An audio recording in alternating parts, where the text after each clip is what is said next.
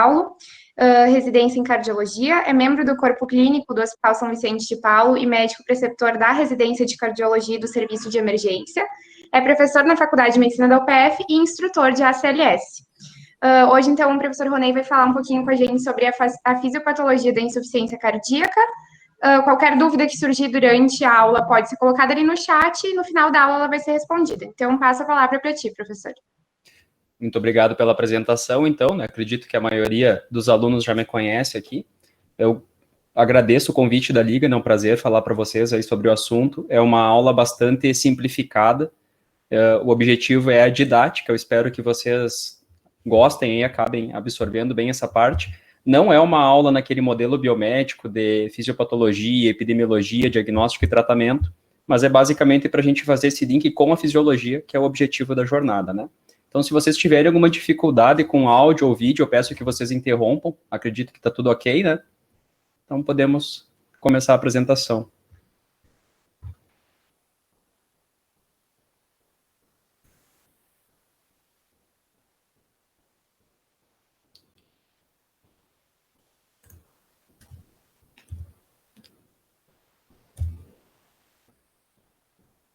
Tudo certinho para vocês aí com os slides? Tudo certo, prof. Perfeito, então. Turma, a pedido do Dr. Thiago Fritz, então, e dos acadêmicos da Liga, eu preparei um material para vocês sobre fisiopatologia, não exatamente fisiopatologia, vou ser sincero. Fisiopatologia da insuficiência cardíaca, ela é extremamente complexa, ela envolve uma série de mecanismos neuromorais, e abordar eles em 40 minutos ia ser suicídio da nossa parte, né? A gente não ia conseguir nunca.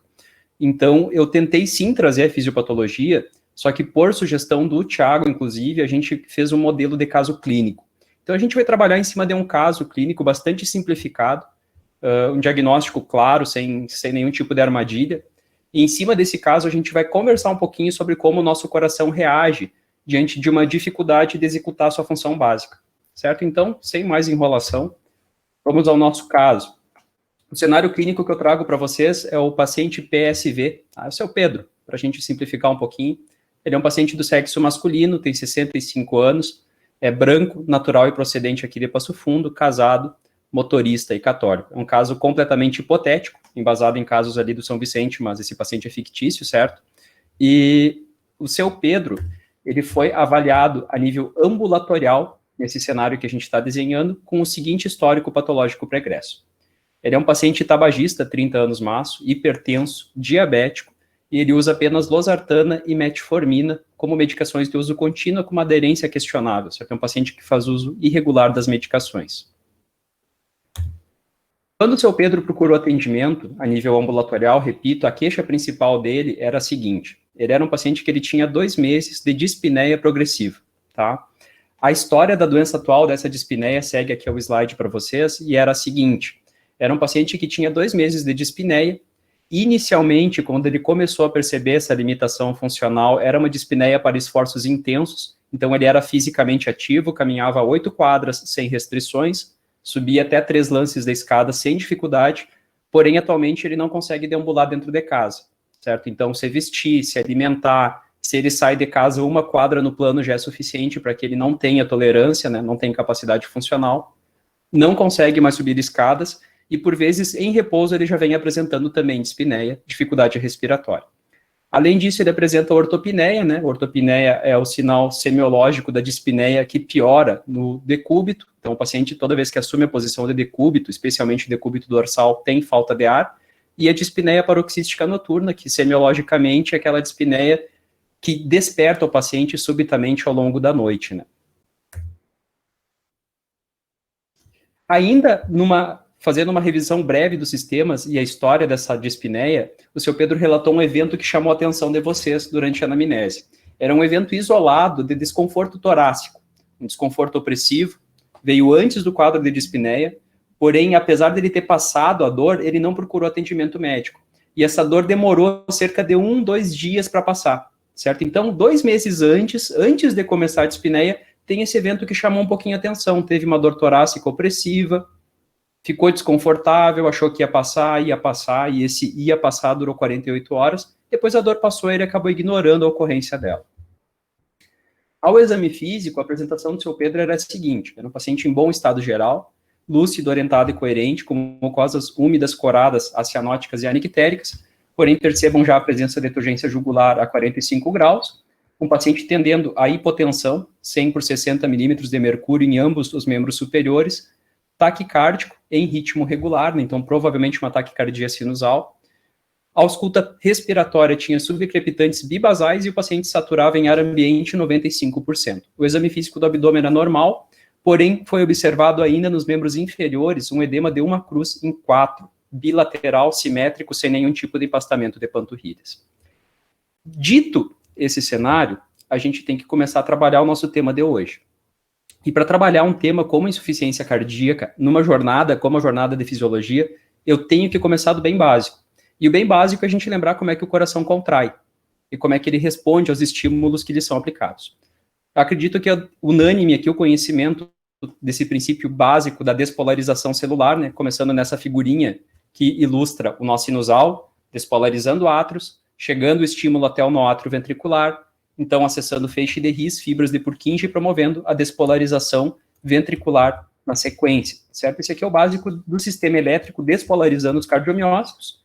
Naturalmente, após a distribuição dessa onda de despolarização, a gente vai ter uma resposta dos cardiomiócitos, e essa resposta também vocês já são familiarizados com ela, é a resposta de contração ventricular, contração atrial inicialmente, é verdade, mas depois a contração ventricular e a função do coração, né? A função do coração, ela é do nosso conhecimento também, ele é uma bomba, ele é basicamente um mecanismo de bomba, porém uma bomba com superpoderes, né? Eu sempre falo, a cardiologia é maravilhosa pelas características que o coração possui, e esses superpoderes, eles partem desses valores básicos. Cada batimento nosso, cada sístole nossa, ejeta a circulação, e aqui eu estou falando só de circulação esquerda e ventrículo esquerdo, 70 ml de sangue. Se a gente multiplicar esses 70 ml pelos 60 segundos da unidade de tempo, a gente está falando de um débito cardíaco de 4.900 ml. Basicamente, o coração joga para a nossa circulação sistêmica 5 litros de sangue por minuto. Ele bate 100 mil vezes por dia, e isso significa que ele circula no nosso organismo 7.300 litros de sangue por dia. Isso é sangue pra caramba, isso é poder contrátil pra caramba. Poucas bombas na natureza, ou até as bombas criadas pelo homem, os motores, pistões, motores de poço, motores de carro, eles têm uma eficiência como tem o músculo cardíaco. E essa eficiência é extremamente exigida ao longo da vida, e em situações especiais ela pode ser prejudicada. Quando ela é prejudicada, o coração deixa de cumprir a função dele, e esse é o assunto que a gente está abordando aqui hoje. Então, a pergunta que a gente passa a se fazer agora que a gente lembrou do que o coração faz e do que o nosso paciente apresentou é a seguinte: e se parte do nosso coração parar de funcionar? E se uma área daquele ventrículo ali bonitinho, naquela GIF, deixasse de contrair, deixasse de trabalhar? Como que o nosso organismo reagiria? Quais seriam os nossos reflexos? Então, o seu Pedro aqui, certo? A gente vai voltar naquele detalhe da história do seu Pedro e lembrar daquele desconforto torácico, porque eu quero usar esse desconforto torácico para provar para vocês como é que uma parte do coração do seu Pedro parou de funcionar, certo? Então eu botei ali a mesma HDA anterior, para a gente lembrar daquele evento. Teve aquela dor torácica típica, certo? Uma dor anginosa, uma dor sugestiva de evento isquêmico, para quem já é familiarizado com esses termos. Então, provavelmente uma coronária, naquele momento, ocluiu ou subocluiu a ponto de prejudicar a perfusão do coração, porém o paciente não procurou atendimento, ele foi negligente com a dor. E isso é frequente. Muitos pacientes que infartam ou têm síndromes coronarianas não vão até a emergência no primeiro momento, e a gente só descobre depois que o estrago está feito, depois que a gente já está numa fase de sequelas da doença. Passada a dor, esse paciente começou com a dispneia. E daí a gente tem que começar a organizar o nosso raciocínio clínico em cima do que a gente tem até aqui. Um paciente de 65 anos, hipertenso, tabagista e diabético, com dor torácica, agora vou usar a nome, uma dor típica. Provavelmente, naquele momento, fez uma síndrome coronariana. Uma coronária dele fechou, ou subocluiu, como eu falei, a ponto de prejudicar a perfusão do coração. Essa má perfusão durou 48 horas, que foi o tempo de dor do paciente. Então, aqui eu trago para vocês, para a gente lembrar das figurinhas. Isso é uma coronária em corte seccional de peça de autópsia, mostrando a presença de um trombo dentro da coronária, fazendo oclusão total do lúmen. E aqui do lado é uma foto de cateterismo cardíaco, mostrando nesse ponto a artéria descendente anterior com uma lesão, uma placa aterosclerótica causando uma suboclusão, né? Ainda passa o contraste, mas ela está 99% ocluída naquele ponto. Só para a gente lembrar um pouquinho do infarto. Essa oclusão levou mais de 24 horas, ela não foi revertida e ela tomou um curso de história natural da doença. Assim sendo, aquela área do ventrículo que era irrigada após a lesão da coronária, morreu, parou de funcionar. E é por isso que o seu Pedro parou de ter dor, porque músculo morto não dói. Então, quando 100% da área necrosou, a dor passou. Então, a resolução da dor após a morte de todo o território infartado. E aqui eu trago para vocês uma foto também de peça anatômica, para vocês verem como fica um ventrículo depois que uma área dele morre, certo? Aqui a gente está vendo o ventrículo esquerdo. Esse corte ele está invertido, tá, gente? Aqui é a parede anterior e aqui é a parede posterior. Aqui é ventrículo esquerdo e aqui é ventrículo direito. Percebam que a parede anterior do ventrículo esquerdo, ali no território da descendente anterior, inclusive, ela necrosa, ela morre, ela fibrosa, ela afina, ela para de funcionar depois de um infarto. E depois que o paciente teve esse infarto, o que aconteceu com ele? E por que ele procurou atendimento? Por causa da dispneia e essa queixa evolutiva que ele apresentou. Então agora a gente vai começar a fazer os nós necessários para entender o que aconteceu com o seu Pedro. A gente falou dos superpoderes do coração, né? E da capacidade contrátil e dele, como ele é fenomenal enquanto eficácia de bomba. Mas e depois que uma área do coração morre, como aconteceu com o seu Pedro, que uma área necrosa para de funcionar, ele segue dando conta desse volume de 70 ml por batimento? A perfusão tecidual, a função básica do coração, que é perfundir órgãos e tecidos, a gente vai manter ela sendo executada de forma eficaz? As pressões, para que eu mantenha a perfusão do cérebro, dos rins, da pele, da circulação esplâncnica, de todo o nosso organismo, elas vão ser as mesmas para um coração saudável e um coração agora doente? E qual que é a repercussão sistêmica da gente perder uma área de ventrículo? Obviamente vai ter um preço a se pagar, certo? E obviamente esse preço vai explicar em algum momento da nossa conversa os sinais clínicos que o seu Pedro apresentou. Indo adiante, a gente vai começar, então, a fazer o link com a insuficiência cardíaca. Primeiro, eu tenho que falar para vocês o que é isso, né? A gente tem que dar nome aos bois e falar de conceitos. Só que o conceito ele é muito mais simples do que está aparecendo aqui na tela para vocês. Esse aqui é o conceito lá do livro, tá? Livro-texto do Brown, que é uma bíblia em cardiologia, e ele cita a seguinte definição: síndrome clínica complexa, que pode surgir a partir de qualquer problema estrutural ou funcional. Qualquer problema, Ronei, qualquer problema. Então quer dizer que a arritmia pode dar insuficiência cardíaca? Pode. Valvopatia pode dar insuficiência cardíaca? Pode. Doença congênita pode dar insuficiência cardíaca? Pode. Isquemia miocárdica pode dar insuficiência cardíaca? Qualquer doença que acometa o coração, ela vai prejudicar a função do coração e ele vai perder o seu poder de perfundir órgãos e tecidos, que é a sua capacidade funcional básica. Então o ventrículo deixa de trabalhar, ou para ele dar conta de trabalhar, ele precisa fazer muita pressão. Certo? Aqui vem um resumo, uma forma um pouquinho mais didática da gente ler esse conceito. É quando o coração não cumpre a função primordial dele, tá? Ou para ele fazer isso, ele só faz sobrecarregado, ele só faz sobre grandes pressões de enchimento. Ele tem essa GIF tosca aqui para vocês, que é aquele carro, ó. Ele tem motor, ele está fazendo pressão, mas ele não está cumprindo a função básica dele, que seria subir aquela ladeira. Qual que é a função básica do nosso coração? É nutrir órgãos e tecidos, é distribuir o oxigênio de forma adequada, conforme o nosso aporte energético, e aqui isso passa a ser feito com alguma restrição, alguma dificuldade. Do ponto de vista clínico, que também não é o objetivo de hoje, é só para a gente lembrar um pouquinho, é uma síndrome que basicamente é acompanhada de dispneia e fadiga, e sinais relacionados à congestão, certo? A gente não tem nenhum exame complementar onde esse exame ele serve para dar diagnóstico de insuficiência cardíaca. Então esse slide aqui é só uma curiosidade para vocês, para lembrar que ainda, no século XXI, o diagnóstico da insuficiência cardíaca é a partir da história clínica minuciosa e exame físico detalhado, certo? Era só essa a lição que eu queria deixar daqui.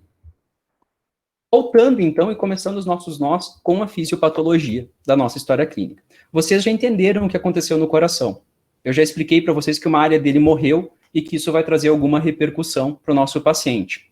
Quando essa área morreu, o nosso corpo ele tem que dar um jeito de lidar com o momento de agressão. Algo prejudicou meu ventrículo, algo fez o meu ventrículo perder um pouco da sua capacidade de trabalho, e naturalmente a função básica do coração vai começar a ser prejudicada. Eu vou começar a entregar com mais dificuldade os nutrientes, eu vou começar a entregar com mais dificuldade o oxigênio, eu vou começar a fazer com mais dificuldade a perfusão do cérebro, dos rins, da circulação esplâncnica, do pulmão, de tudo que eu já falei para vocês. E quando eu começo a fazer com dificuldade toda essa perfusão, o nosso organismo percebe isso. Como que o nosso organismo percebe isso? Se eu estou com uma queda da fração de ejeção, estou trabalhando menos no meu coração, eu vou entregar menos pressões de enchimento, então a minha pressão arterial vai cair parcialmente. Eu vou entregar um sangue pior oxigenado, então com menores concentrações de oxigênio e maiores concentrações de gás carbônico, e o nosso cérebro vai perceber isso e vai reagir a isso. Como que o nosso corpo reage? Com ativação de resposta simpática, então lá no cérebro o nosso sistema nervoso autônomo vai trabalhar, através de mediadores químicos, que eu não vou abordar eles individualmente, mas eu quero lembrar vocês da presença dos vasodilatadores, que são basicamente o óxido nítrico e o peptídeo natriurético, e os vasoconstritores, que são a endotelina e a vasopressina. Então, tem todo um desequilíbrio de mediadores químicos que respondem com vasodilatação e vasoconstricção, mas de forma completamente anômala nesse momento, de forma desesperada para tentar melhorar o trabalho do coração enquanto bomba. E por último, mas não menos importante, a ativação do sistema renina, angiotensina, aldosterona. Aqui a gente pode separar, se vocês quiserem, a ativação do sistema nervoso autônomo, ela é rápida, ela ocorre de forma precoce. E se a gente vai indo em direção à ativação do sistema renina, angiotensina, a gente vai indo para uma ativação mais lenta e mais prolongada. Então, são respostas que demoram mais, são mecanismos lá da ativação da aldosterona, que ele é mais lentificado, leva meses às vezes, como foi o caso do nosso paciente, mas ele é crônico. Ele, depois que ele começa aquela cascata de ativação, é muito difícil reverter ela, é muito difícil interferir nela. Então, indo por partes aqui dessa apresentação fisiológica, a gente vai começar conversando um pouquinho sobre a ativação da resposta simpática. Vocês sabem que o ventrículo do seu Pedro começou a trabalhar menos. Vocês sabem que o coração do seu Pedro começou a ficar insuficiente, começou a não dar conta de cumprir a perfusão tecidual, a distribuição do oxigênio de forma adequada. Nesse momento, com a queda da pressão arterial lá no arco aórtico, lá no seio carotídeo, a gente tem uma redução da ação dos baroreceptores. Por quê? Porque baroreceptor é sensível à pressão. Se a pressão aumenta, ele tem que dar uma informação reflexa lá no tronco cerebral, fazer um estímulo parasimpático e derrubar a pressão arterial. Então, você inibe a ação do baroreceptor, ao mesmo tempo que, aumentando a concentração de gás carbônico, você ativa os quimiorreceptores centrais. E a ativação dos quimiorreceptores faz o quê? Vasoconstricção. Então, a gente já vai começar a falar muito agora de taquicardia, vasoconstricção e aumento da resistência, certo? Essa vasoconstricção, ela vai buscar o quê? Qual que é a informação que o meu cérebro está recebendo? Caiu a pressão. Vamos dar um jeito de fazer essa pressão subir de novo, porque aqui em cima tem que seguir perfundindo. A perfusão cerebral tem que seguir boa, a perfusão renal tem que seguir boa. Então, você faz vasoconstricção periférica na tentativa de aumentar a pressão arterial. Então, em resumo, ocorre ativação simpática e inibição da atividade parasimpática como resposta à insuficiência cardíaca. Ali está o centro vasomotor, né, com a resposta cortical, para a gente lembrar um pouquinho da neuroanatomia. E o que a gente vai trazer para o nosso coração como resposta dessa ativação simpática? O aumento da frequência cardíaca, o aumento da resistência vascular periférica pelos receptores adrenérgicos no músculo liso, vasoconstricção também pelo mesmo mecanismo, e se a gente faz vasoconstricção, a gente aumenta a pressão arterial. Agora a gente já pode começar a se perguntar algumas coisas. Legal, né? O corpo deu o jeito dele, num primeiro momento, de aumentar a pressão, de aumentar a frequência para tentar manter a perfusão, mas o coração não segue doente? Segue, né? O coração segue doente. E é interessante para um coração doente trabalhar com maior paz-carga, com maior pressão arterial, com maior frequência cardíaca. Isso vai ser legal para ele daqui 1, 2 meses? Não vai, né? Então, indo adiante, a gente vai falar do sistema renina, angiotensina, aldosterona, que é um sistema que todo mundo ama, né? Todo mundo adora estudar essa parte. Mas a gente tem que compreender ele. A gente não escapa nos mecanismos de controle da pressão e da insuficiência cardíaca a compreensão desse sistema. Então, o que é esse sistema? Esse sistema, resumindo ele é uma defesa do rim. Assim como o cérebro tem os seus receptores lá, tem os quimiorreceptores, tem a resposta do ADH para manter a perfusão cerebral, o sistema renina, angiotensina, aldosterona, ele serve para manter a perfusão renal. É uma forma que o rim reage a variações da sua pressão. Como que ele reage a isso? Na circulação renal, lá no capilar glomerular, a gente tem uma estrutura que funciona como um sensor de pressão, que é a chamada mácula densa. Então, tem uma bolinha lá no glomérulo capilar que toda vez que a pressão varia, ela consegue responder a essa variação. E como que ela responde a essa variação? Se a pressão cai na mácula densa, então a pressão arterial lá dentro, a perfusão da mácula densa cai, o que ela vai entender? Que o meu rim está sendo pior perfundido, que a minha perfusão renal está ruim. E se a minha perfusão renal está ruim, eu tenho que aumentar a pressão. Então, a redução da pressão arterial lá no capilar glomerular aciona um estado de alerta. Esse estado de alerta serve para evitar a má perfusão renal, e para fazer isso, a gente começa uma cascata de eventos desencadeada por um hormônio, que é de produção renal, que é a renina. E agora eu quero que vocês peguem essa renina e me acompanhem no próximo slide. Produzida a renina, lá no capilar glomerular, a gente ativa o sistema renina-angiotensina-aldosterona. Essa renina circulante vai fazer o seguinte: ela vai pegar o angiotensinogênio, que é de produção hepática, e vai catalisar a conversão dele. Conversão ao quê? Conversão à angiotensina 1. A angiotensina 1 ela já tem alguma ação vasoconstritora, mas é muito fraca. Ela basicamente não incomoda tanto o nosso sistema assim.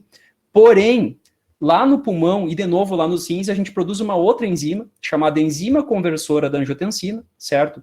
E essa enzima ela traz um problemão para nós. Por quê? Porque se ela converte a angiotensina, o que ela faz? Ela converte a angiotensina 1 em angiotensina 2.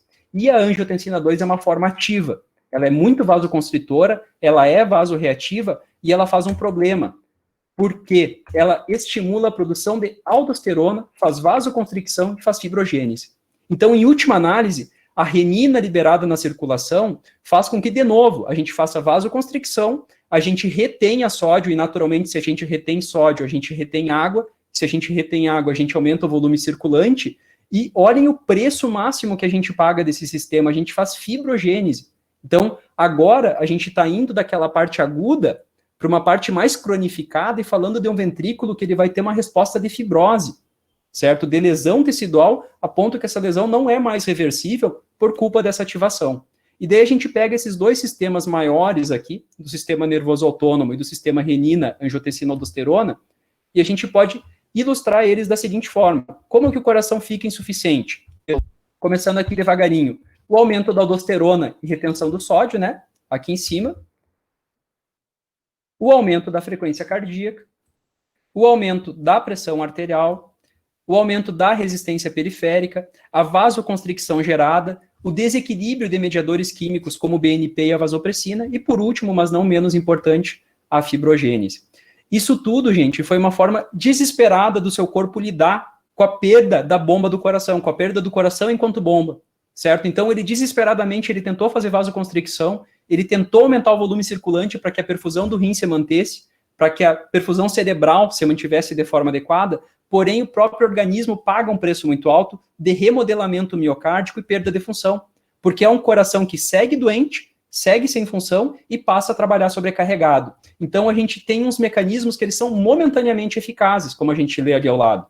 E por serem momentaneamente eficazes, a gente logo tem um esgotamento dessa resposta. O seu paciente ele não consegue compensar muito tempo com esses mecanismos. Pelo contrário, a doença segue em evolução pelo efeito dominó gerado pelos próprios mecanismos. O seu ventrículo remodela, esse ventrículo remodelado é um ventrículo com perda de função, com fibrose, com cada vez mais dificuldade de bombeamento, e daí a gente passa a ter finalmente os sinais clínicos da síndrome, porque não há mais compensação.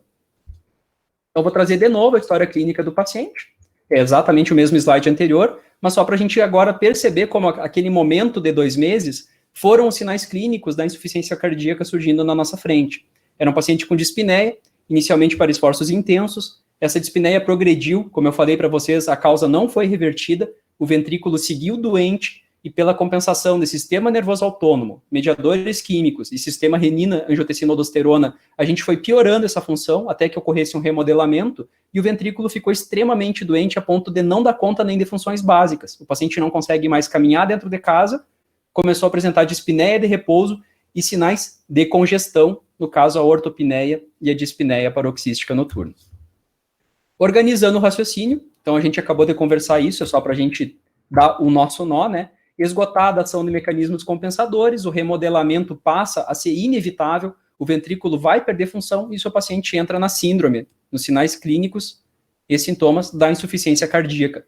As câmaras ventriculares, elas começam a trabalhar com uma sobrecarga absurda, tanto de volume quanto de pressão de enchimento. Então percebam ali do lado um ventrículo que tem paredes espessas, né, paredes funcionais, e ao lado dele um ventrículo bastante doente, dilatado, sem poder de contração.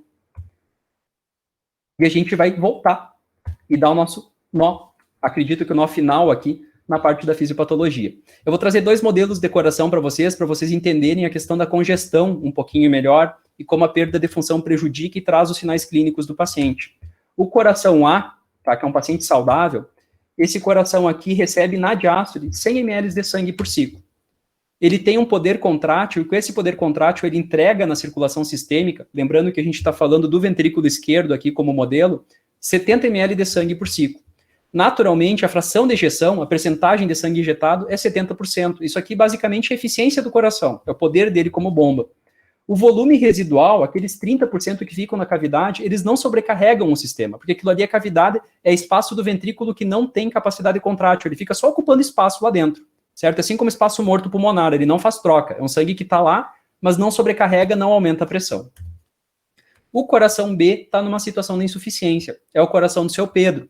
E o que aconteceu com o coração do seu Pedro? A diástole segue exatamente a mesma coisa, ele segue recebendo os mesmos 100 ml de sangue. Porém, com a necrose, com a morte de uma área de ventrículo, ele consegue ejetar 30 ml de sangue para a circulação. Então, a eficiência do coração enquanto bomba agora caiu, a fração de ejeção agora é 30%. Esses 70 ml de sangue que sobram dentro do ventrículo, esses sim sobrecarregam o sistema. É muito sangue que fica lá dentro e vai vir mais sangue no próximo ciclo. E a gente vai precisar lidar com esse sangue a mais que vai vir no próximo ciclo, certo? E essa sobrecarga vai cobrar um preço alto para nós em relação aos sinais clínicos da insuficiência cardíaca. Para onde vão, então, esse volume residual e essa pressão residuais? A gente vai fazer o caminho desse volume e dessa pressão passo a passo para entender. Em primeiro lugar, eu já mostrei para vocês onde ficou esse volume, certo? Entrou menos sangue na circulação, perdi força de contração, sobrou volume dentro do ventrículo, né? Sobraram 70 ml ali. Houve, então, dentro da minha cavidade ventricular esquerda, uma sobrecarga de volume. Quando isso acontece, eu gosto de fazer um raciocínio bem básico aqui para a gente entender. Na diástole, gente, que é esse tempo que eu estou mostrando para vocês aqui ao lado, percebam ali que o sangue está indo do átrio esquerdo para o ventrículo esquerdo. Vocês concordam comigo que ventrículo esquerdo e átrio esquerdo, na diástole, são câmaras comunicantes? Estão conectados? Por estarem conectados, vocês concordam que se eu tenho maior pressão dentro do ventrículo esquerdo, essa pressão vai ser igualmente distribuída para dentro do átrio esquerdo? E eu vou fazer uma sobrecarga também de volume e de pressão aqui no átrio esquerdo? E a gente tem que acompanhar isso aqui para entender o que está acontecendo, certo? Vou trazer a diástole, então, a sobrecarga de volume se transmite, volume e pressão, na verdade, para dentro do átrio, tá? Agora eu só girei o coração ali para a gente ver o átrio esquerdo na sua face posterior, certo? Com um corte seccional ali. E a gente vai pegar de novo a sobrecarga de volume lá dentro do átrio esquerdo e a gente vai seguir acompanhando essa sobrecarga. Para onde agora? Para onde que vai o átrio esquerdo retrogradamente? Não vai para as veias pulmonares? E as veias pulmonares, elas contam com algum tipo de mecanismo de válvula, de retenção? Não contam. Então a pressão vai seguir sendo distribuída para todas as câmaras comunicantes. Então, essa sobrecarga de volume vem para as veias pulmonares também, certo? E vamos seguir acompanhando essa sobrecarga de volume, porque das veias pulmonares elas vão ir para onde, em última análise? Elas vão lá para o nosso capilar pulmonar. Então, o coração, lá com o ventrículo insuficiente, ele sobrecarregou de volume e pressão todo um sistema que vai chegar até o nosso capilar pulmonar. Vou trazer o pulmão aqui ao lado, só para a gente lembrar de uma unidade de troca, né? A gente tem um alvéolo, uma unidade alvéolo capilar ali abaixo. Aqui a gente tem a veia pulmonar e aqui a artéria pulmonar, certo? E o nosso alvéolo ali fazendo as trocas gasosas para oxigenação sanguínea. Se eu aumentei a pressão até o meu capilar pulmonar, significa que eu fui voltando do átrio esquerdo em direção à veia pulmonar e fazendo um aumento da pressão hidrostática, certo? E esse aumento da pressão hidrostática é um mecanismo que a gente estuda desde o primeiro semestre como um chamado mecanismo de formação de edema. Então, toda vez que eu aumento a pressão dentro de um vaso capilar, que é o que vem acontecendo até aqui, desde lá do meu ventrículo, o que vai acontecer aqui no capilar? Aqui no vaso mais fininho, no vaso somente com aquela camada unicelular que permite a troca gasosa ali, que é o papel funcional do pulmão, vai extravasar líquido, porque eu vou chegar até ali com aumento de pressão e com aumento de volume. E aumento de pressão, aumento da pressão hidrostática aqui no caso, significa formar edema. Se eu formo edema numa unidade alvéolo capilar, vocês concordam que a gente prejudica, a partir desse momento aqui, por culpa da insuficiência cardíaca, a gente passa a atrapalhar a oxigenação sanguínea, porque eu estou colocando líquido, eu estou colocando edema entre a troca de oxigênio e a troca de gás carbônico. Então, eu prejudico a difusão dos gases. Eu faço com que o sangue ele seja pior arterializado e ele chegue até a veia pulmonar com maiores taxas de CO2 e com menores taxas de oxigênio. Então, com maiores PCO2 e menores PO2. A ponto que aqui esse acúmulo de líquido e aumento da pressão pode extravasar, inclusive, para dentro do alvéolo, como está desenhado aqui na figura. Também pelo aumento da pressão hidrostática capilar. É esse líquido que vocês estão vendo aqui dentro do alvéolo, que quando o paciente inspira profundamente, esse líquido faz turbilhonamento e gera os barulhos dos subcrepitantes, que a gente aprende lá na semiologia. Só fazendo um parêntese rapidinho. Feito isso, e eu explicando para vocês como é que a insuficiência cardíaca fez com que o meu pulmão ficasse com congestão e piora da sua função, a gente tem que fazer um outro raciocínio rápido. A troca gasosa prejudicada fez o quê? Um aumento da PCO2 arterial, o sangue que ele passa às minhas veias pulmonares, ao meu átrio esquerdo, ao meu ventrículo esquerdo e à minha circulação sistêmica, passa a ser um sangue com maiores taxas de gás carbônico. E tem um problema. Gás carbônico no centro respiratório ativa uma área sensorial e essa área sensorial informa o que para nós? Ó, se liga aí que você não está oxigenando direito. E a interpretação cortical da má oxigenação é a dispneia. É aqui que surge a dispneia da insuficiência cardíaca, certo? Então, quanto pior a congestão, quanto pior a insuficiência cardíaca, mais PCO2 circulante eu vou ter. Pior oxigenado vai ser o teu sangue. E, naturalmente, mais dispneia o seu paciente vai ter. É por isso que tratar a congestão significa tratar a dispneia desses pacientes. Então, agora feito todo esse raciocínio, a gente pode voltar de novo no caso clínico e ver como a compreensão dos sinais clínicos associado à fisiopatologia da doença, ela fica mais fácil. O paciente tinha dispneia com 2 meses de evolução, algo agrediu o coração dele, e eu já mostrei para vocês o que foi. Essa dispneia progrediu porque ele tentou compensar de forma intrínseca por ativação do sistema nervoso autônomo, ativação do sistema renina-angiotensina, por mediadores químicos, como a gente conversou. Ele tentou compensar, porém são compensadores com limitações. E compensadores que, em última análise, começam eles a prejudicar a função ventricular. E essa dispneia seguiu progredindo a ponto de virar uma dispneia de repouso. Então, aqui a gente teve uma piora progressiva da insuficiência cardíaca e uma limitação dos mecanismos compensatórios, levando aos sinais clínicos, a anamnese do paciente com congestão pulmonar, que a gente está vendo aqui. No exame físico, não foi diferente. A gente percebe uma série de achados aqui que mostram que a congestão ela já vem se refletindo, inclusive na circulação direita. Você já passou do capilar pulmonar retrogradamente. Então, você já foi da veia pulmonar para o capilar pulmonar, para a artéria pulmonar, para uma sobrecarga das câmaras direitas, e o teu paciente passou a ter turgência jugular, passou a ter edema de membro, certo? Que são sinais de congestão do sistema direito, e os subcrepitantes basais que a gente já explicou, né? Na verdade, são a congestão esquerda, a gente já havia falado deles. Além disso, a gente também pode lembrar aqui que ele estava taquicárdico, certo? E essa taquicardia, numa primeira avaliação do paciente com insuficiência cardíaca, ela é um achado frequente, e ela é muito relevante, porque ela indica a ativação do sistema nervoso autônomo. E se vocês valorizarem essa taquicardia sinusal, que é um primeiro mecanismo compensatório, muitas vezes vocês podem suspeitar precocemente da insuficiência cardíaca. Então, uma dica interessante para quem já está mais à frente do curso, já passou pela cardio, já está no internato, valorizem taque sinusal, certo? Taquicardia sinusal não existe por nada. Pode ser o paciente mais estável do mundo, investiguem ele, façam uma anamnese completa, porque pode ser um primeiro sinal compensatório de uma doença muito séria, como essa que a gente está conversando aqui. E percebam o seguinte, esse meu paciente ele já estava hipotenso, ele já estava com 100/60 depressão. Então, essa tendência à hipotensão, que alguns podem falar, Rony, mas ele tomava losartana, ela é hipotensora. É verdade, pode ser culpa da losartana. Mas eu interpreto num paciente hipertenso e que mantinha índices controlados e que dentro de 2 meses ele passa a apresentar 100/60, 90/60 depressão, como uma variação do basal, mesmo sobre a vigência de medicações. E isso é por quê? Porque ele já tentou ativar o renina, angiotensina, aldosterona ao máximo e não consegue mais manter a pressão. Ele já fez a ativação do sistema nervoso autônomo ao máximo e vasoconstricção ao máximo e ele não consegue mais manter a pressão. Ele já liberou todo o BNP que ele conseguia do ventrículo, ele já fez toda a ativação da vasopressina que ele conseguia para fazer a ativação também de vasoconstricção e ele não consegue mais às custas de retenção de sódio e água, às custas de taquicardia, às custas de ganho inotrópico pela atividade adrenérgica, ele não consegue mais compensar e esse paciente está ficando hipotenso e com piora clínica. E aí a insuficiência cardíaca surge clinicamente para nós, e a gente passa a fazer a abordagem dela do ponto de vista de diagnóstico e tratamento, que seria um próximo momento, uma próxima conversa. Certo, turma? É bem resumido, era um caso bem rápido, eu tentei fazer um modelo bem simples, só deixar uma última informação para vocês, né? Sempre fiquem abertos a novos conhecimentos, né? O epíteto lá, logo após a morte de Cristo, já dizia isso para nós, é impossível para um homem aprender aquilo que ele acha que ele já domina. E era esse o meu recado para vocês hoje.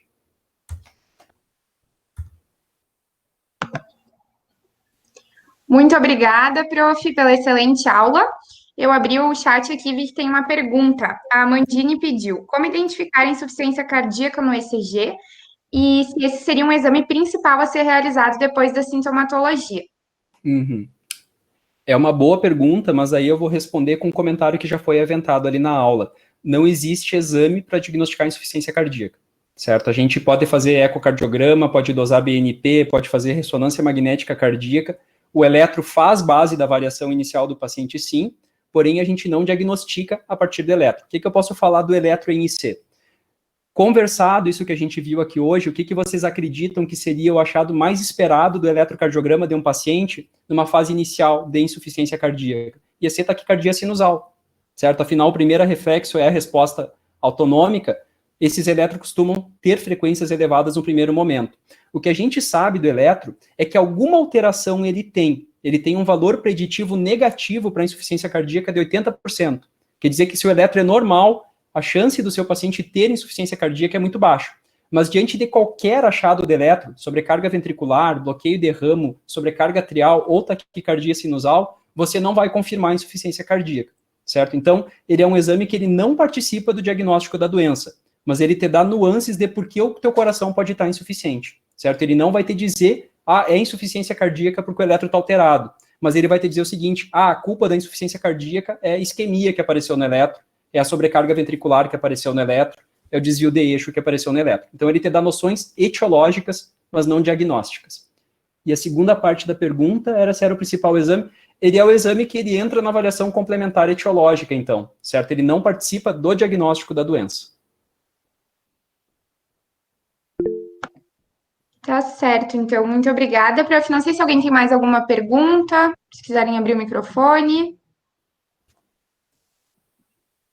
Acho que era isso, então. Agradeço mais uma vez pela participação, prof. Com certeza ajudou muito. Tenho certeza que o pessoal gostou muito da aula. Obrigada. Obrigado a vocês pelo convite. Uma boa noite a todos. Boa noite.